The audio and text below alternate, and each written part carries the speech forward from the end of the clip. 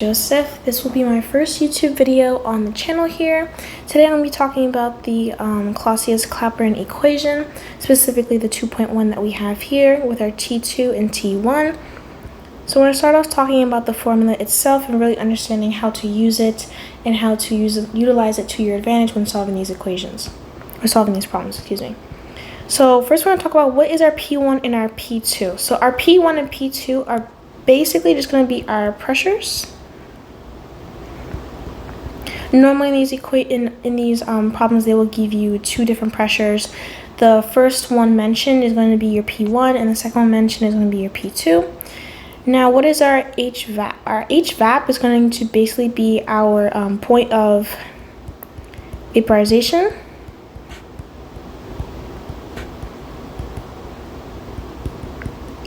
This normally is going to be shown in kilojoules, but you will have to convert it to joules. Always remember to convert that to joules.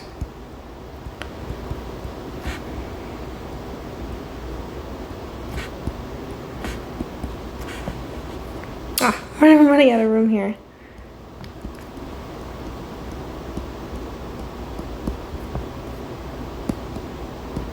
Well, I'll mention it later on again, a little bit in more detail. Okay, and next point is, what is our R? Our R is going to be a constant. It is going to be 8.314 joules times kelvins times mole, if I'm not mistaken. And then our T1, T2 is basically going to be our temperatures. But for this, it is very important that you convert to kelvins.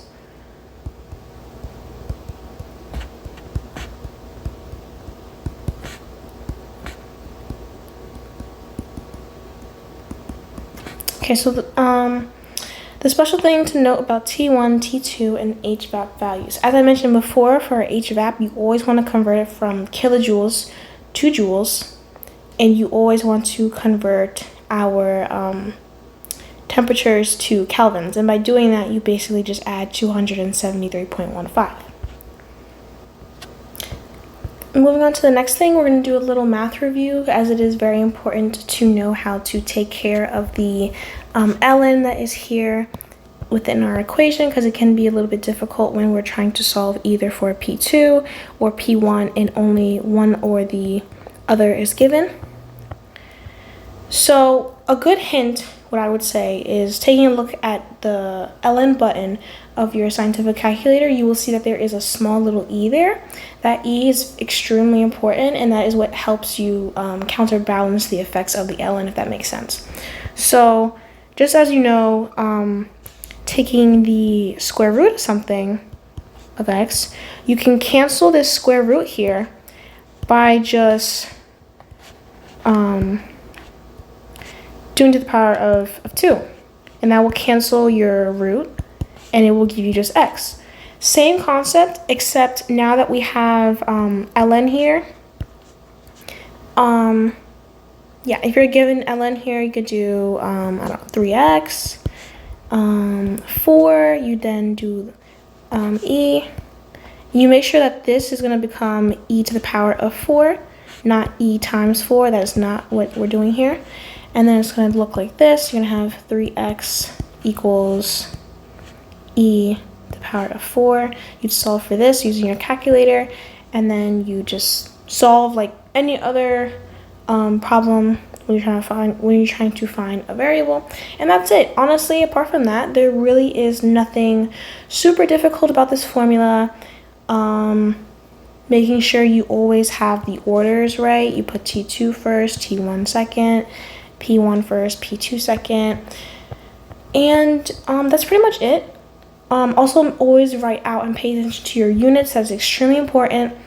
A lot of people don't want to write out the units for their R value, but it is extremely important to do that, because if you were to forget to convert your HVAP to joules, the joules will not cancel out, and that would be a big issue later on, because you get a wrong value, your answer will be wrong, and it might be a little difficult for you to figure out where you went wrong, as this does entail for a lot of steps depending on what you're solving for. So we're going to move on to a question here. I'm sorry I keep zooming in, zooming out. It's just how I normally do my stuff. So this question is asking the vapor pressure for diethyl ether is 104 mmHg, which is basically just type of pressure, at 18 Celsius, and its molar heat of vaporization is 26 kilojoules by mole. Calculate its vapor pressure at 32 Celsius. So the biggest tip I would give for you when solving these kind of questions is don't be overwhelmed, and honestly, if you remember your basics, you will get through this 100%. So the first thing we know is we have to use our previous formula, which means we are looking for our P1. We're looking for a P1. We're looking for a P2. We're looking for our HVAP, our T1, our T2, and we already know that our R is going to be 8.314 joules by kelvins times moles. We already know that, so we don't have to worry about our R.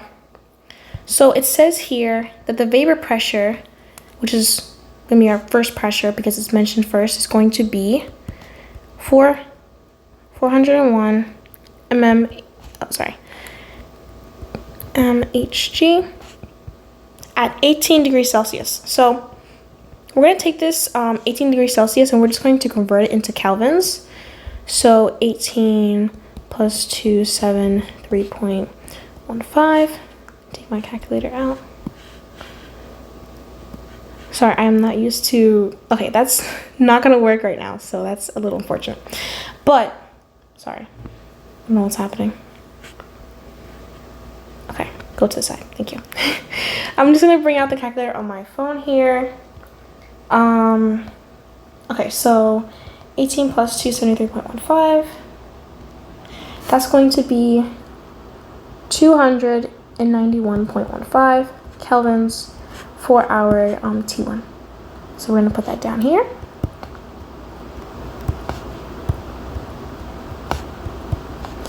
And then the next thing it gives us is our molar heat of vaporization, which is basically just a fancy way of saying that this is going to be our HVAP.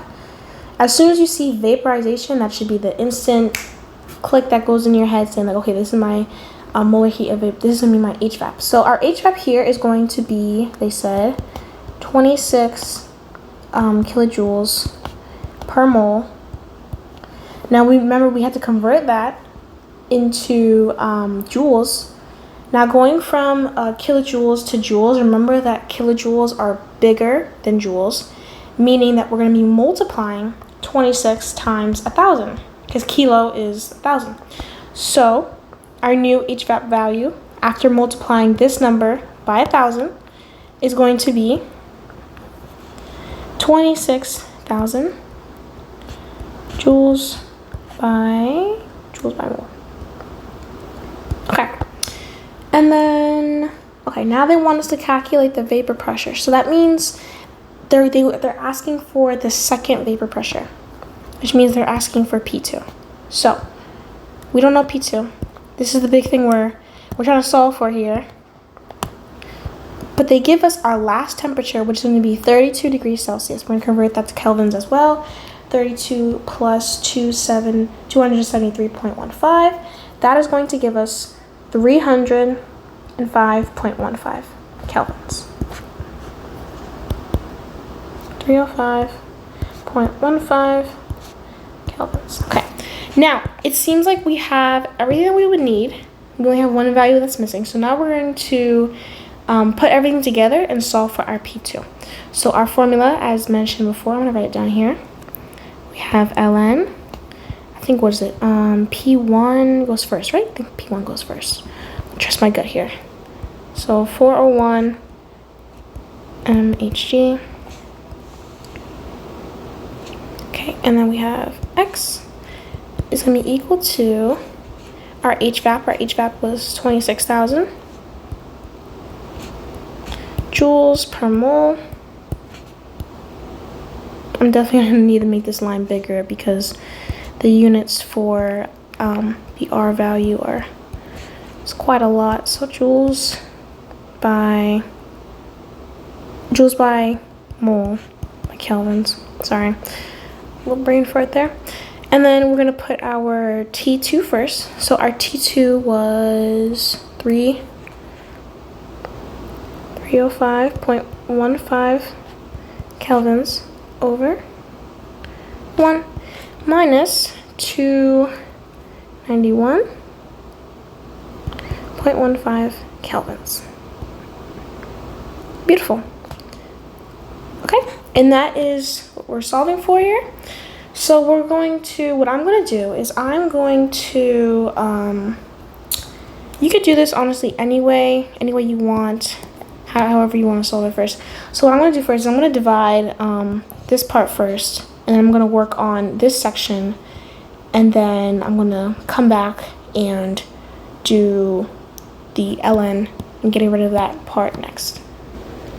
Okay, I am back. So that took a little while, but to you guys it will seem completely seamless, which is great. So I finished solving the right side of the equation. Now we have put it back together, and all that's really left is working with the ln and the e.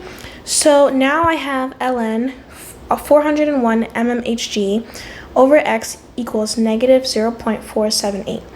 So now what I can do here is I can get rid of this ln here, as I mentioned earlier, and I can put a beautiful little e here. I'll get rid of him. And put this e to the power of negative 0.478. That will then give me 401 Hg over x equals e to the power of negative 0.478. So now I'm going to take out my scientific calculator I have on the side here. I'm going to just calculate this right here. So let's do it. E to the power of, how do I do the power of, is it this one? Okay, it is. The power of, is it negative 0.478? Okay, and that gives me, great. Okay, so I'm going to erase this really quickly, just so that it makes more sense. 0.62, I'm just going to do two sig figs. Okay, so now I can get rid of now I can get the x by itself by doing another beautiful little trick. I could do this, bring this and put it on top of this guy so it looks like that. It is a real thing you can do, but that's how I think about it. I just take him and just put him on top of him. I promise you can do it. I promise you it's legal. It's totally legal, but we're gonna do it. And you're gonna see that it works.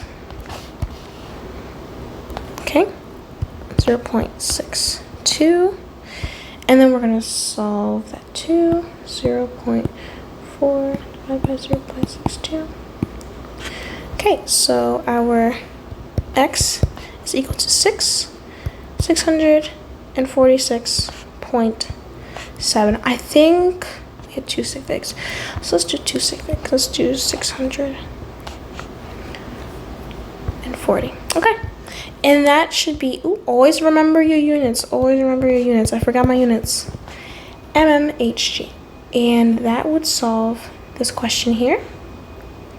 Thank you guys for watching. I truly appreciate it. I hope you guys were able to learn something here, and I hope that I was able to help you out in some way, shape, or form, whether it was understanding the formula, becoming more comfortable with the ln, or whatever.